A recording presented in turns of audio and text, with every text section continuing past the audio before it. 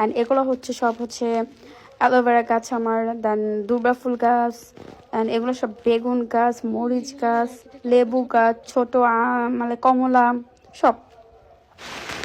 And এটা আমি ছাদের থেকে এটা ভিডিও করেছি, মানে এতটা সুন্দর, মানে আমি যতটা ভিডিওতে দেখাচ্ছি এর থেকে অনেক বেশি সুন্দর হচ্ছে সামনে দেখলে, মানে এরকম ভিউ সামনে সুন্দর অনেক।